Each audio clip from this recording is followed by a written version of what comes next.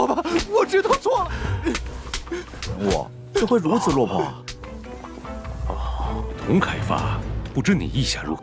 你也愿意与我合作？家主，我苏家无意与遭到莫强敏的刁难，他说，真是不凡。暗中帮我苏。笑了，我仅仅炼化了1人。秦家不会吃了我们。二位，饶了我吧，我知道错了。这人和黄家主，听闻你苏家。 Halo guys, bagaimana kabar kalian hari ini? Mudah-mudahan tetap semangat, sehat, jiwa raga. Bertemu kembali bersama Lengko Mupi di pembahasan alur cerita Donghua yang berjudul Alchemist Supreme atau Dandao Jiyun episode ke-48. Seperti biasa aja, buat kalian yang belum subrek, bantu tolong subrek dulu dan nyalakan loncengnya, biar gak ketinggalan lagi update terbaru dari channel Lengko Mupi. Playlist untuk Donghua ini juga sudah tersedia. Jadi jika kalian masih bingung belum nonton episode sebelumnya, silahkan dibuka saja playlistnya. Dan jika ada notifikasi melayang-layang di layar kaca Anda, harap buka dengan rasa hati ikhlas. Kalau sudah seperti itu tak perlu malas-malas ya geng, langsung saja kita digas.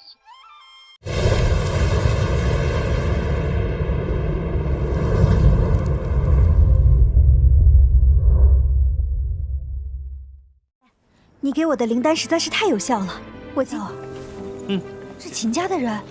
秦家不会吃了我们。 Pada kesempatan kali ini, kelihatan sang pemeran utama kita Subaitian masih berada di ruangan makan. Kelihatan mereka pun menyantap makanan yang ditraktir oleh sang bapak Suliuji. Namun terjadi keributan di tempat tersebut yang disebabkan oleh sang senior Jiang Ming. Namun sayangnya tingkah sang senior Jiang Ming berhasil dicegat oleh sang senior suruhan si Nona Meiya. Kelihatan semua orang yang ada di tempat tersebut mengenali bahwasannya senior itu nampak senior yang begitu kuat. Hingga orang-orang pun tidak menyangka dan bertanya-tanya apa hubungan dengan si tuan muda dan keluarga Su itu. Namun kelihatan Subaitian melawan kepada mereka semua, janganlah iri terhadapnya. Dikarenakan sang tuan muda yang ada di depannya itu harus benar-benar melindungi keluarga Su dengan baik. Menurut Subaitian pula, jika ada orang-orang yang ingin menindas keluarga Su, jangan segan-segan langsung dihabisi aja ya geng. Kelihatan Subaitian mengajak sang kakak Qian Lian serta sang ayah untuk segera pergi bergegas dari tempat tersebut. Hingga singkatnya cerita, mereka semua pun akhirnya pergi meninggalkan tempat tersebut atau meninggalkan ruangan tempat makan. Kelihatan di luar ruangan, sang ayah Suliuji menanyakan kepada Subaitian apakah dia kenal dengan orang yang tadi membantunya. Subaitian menjawab bahwasannya dia sudah kenal karena dia juga pernah membantu orang tersebut. Namun tiba-tiba pas mereka sudah mau sampai ke depan pintu rumah, sontak Patriark Huang sudah berada di depan pintu rumah. Sehingga Patriark Su atau Suliuji kaget melihat ada Patriark Huang di tempat tersebut. 饶了我吧，我知道错了。还有，沦落至饶河镇，没少造祸。 Sehingga menurut Patriark Huang, kedatangan dia ke tempat tersebut guna untuk membahas bisnis dengan Patriark keluarga Su. Pada akhirnya Suliuji mempersilahkan untuk segera masuk saja ke dalam ruangan. Dan akhirnya mereka pun masuk ke dalam ruangan. Kelihatan menurut Sino cantik Qian Lian, keluarga Su sudah ke kota Rauhe dan sering ditindas oleh keluarga Huang. Tentunya dia juga mengkhawatirkan bahwasannya takutnya ada niat buruk dari Patriark Huang kepada Patriark Su. Kelihatan Patriark Su mempersilahkan duduk saja kepada Patriark Huang dan juga si nona cantik si Yiyi. Hingga pada akhirnya Patriark Huang, ia langsung membicarakan kepada Patriark Su bahwasannya Patriark keluarga Su memiliki tambang besi yang begitu banyak. Sehingga kelihatan Patriark Huang ingin mengembangkannya bersama-sama dengan Patriark Su. Namun si Patriark Su pada kesempatan hari ini kelihatan dia tidak berniat untuk mengembangkan biji besi dengan keluarga manapun. 到来是想和苏家主谈开发铁石矿，我皇家只要办成。针对矿石经营受阻。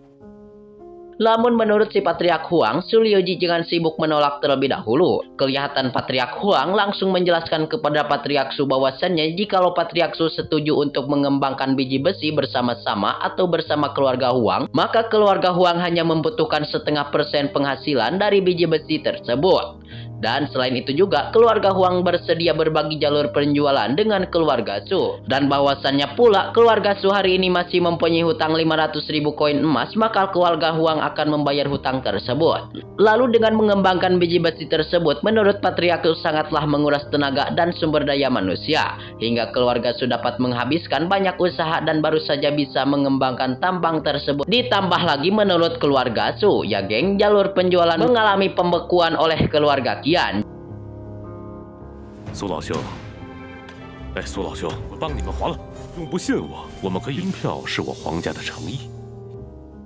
Jadi pengelolaan biji besi sangatlah terhambat. Namun menurut sang Patriark Huang, jikalau Su Liuji tidak mempercayai terhadap dirinya, maka mereka akan segera menandatangani perjanjian atau kontrak bersama keluarga Huang. Sehingga Patriark keluarga Huang memperlihatkan 1 juta tiket emas sebagai ciri bukti kerjasama serta ketulusan keluarga Huang. Lalu menurut Patriark Huang, kerjasama antara mereka bisa dibicarakan pelan-pelan saja. Kelihatan Patriark Su menanyakan kenapa Patriark Huang memberikan syarat yang begitu besar kepada dirinya. Apakah untungnya kerjasama kali ini bagi Patriark Huang? Namun Patriark Huang pun tidak memberitahukan alasan yang spesifik. Namun saja jangan mengkhawatirkan karena dia tidak akan menipu keluarga Su. Dan mulai sekarang dia akan bekerja sama dengan keluarga Su.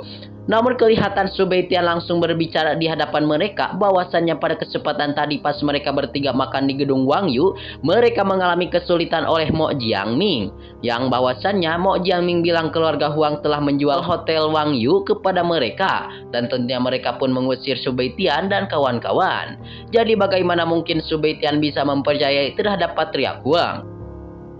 只要半成收入，还有人力物力，不信我们可以立为何开出这等风？遭到莫江明的刁难。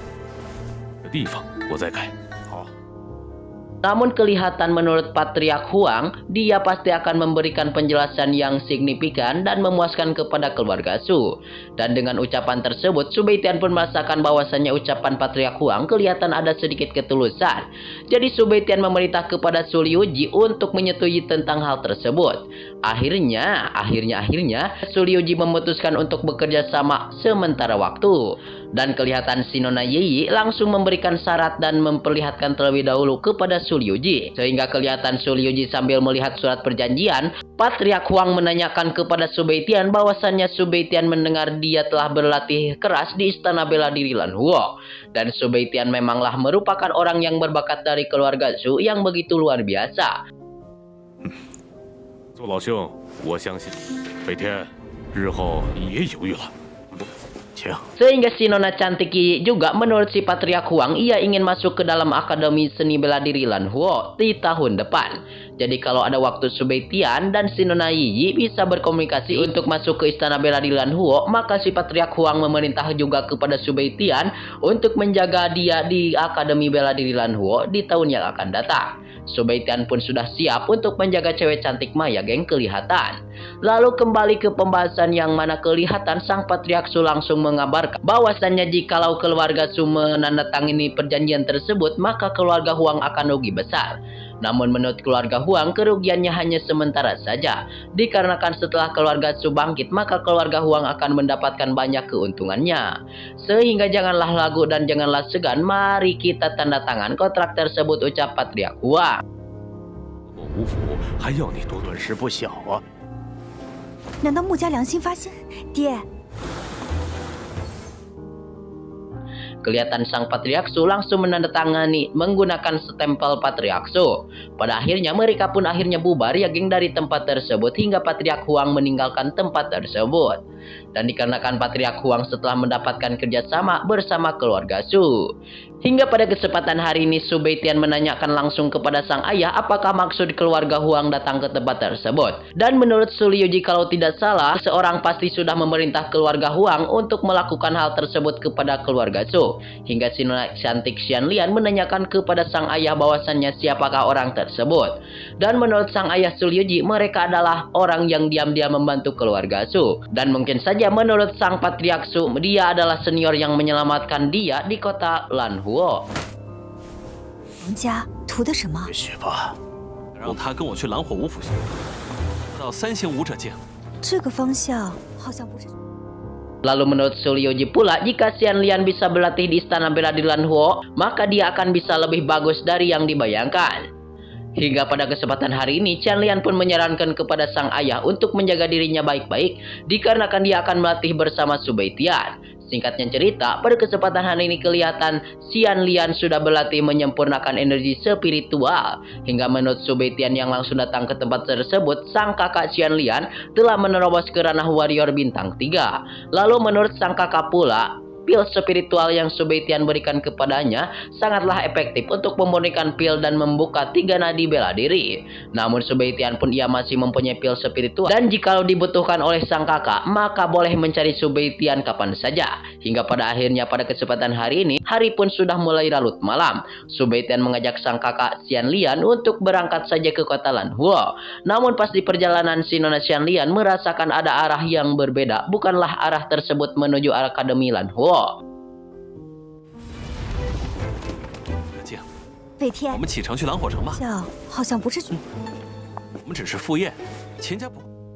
Dan menurut Su Beitian arah tersebut, dia akan membawa sang kakak Xian Lian ke pesta ulang tahun seorang murid kuat yang bernama Nona Xianlu. Dan menurut Su Beitian mencerita kepada sang kakak bahwasannya besok pagi mereka akan pergi bersama-sama ke istana bela diri Lanhuo. Sehingga sang kakak menanyakan bahwasannya Nona Xianlu anggota dari keluarga Qin. Dan benar saja menurut Su Beitian, Nona Xianlu adalah putri keluarga Qin. Dan kelihatan si kakak Xian Lian sedikit gugup yageng di hadapan Su Beitian. Kelihatan pula menurut Su Beitian mereka hanya untuk menghadiri perjamuan ulang tahun keluarga Qin. Dan tidak akan ada yang mengganggu kepada mereka berdua. Sehingga kelihatan Su Beitian langsung mengajak sang kakak untuk segera bergegas maju dan menuju ruangan pesta ulang tahun Nona Xianlu. 逼出3条5脉，明天一早再。北天，我还是不去了吧。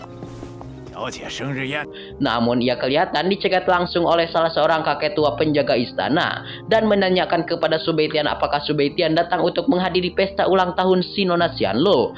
Scene ini juga sekaligus menutup perjumpaan kita di episode kali ini. Terima kasih buat kalian yang sudah subrek, terima kasih buat kalian yang sudah nonton sampai habis. Mohon maaf bila banyak kesalahan. See you next di video pembahasan.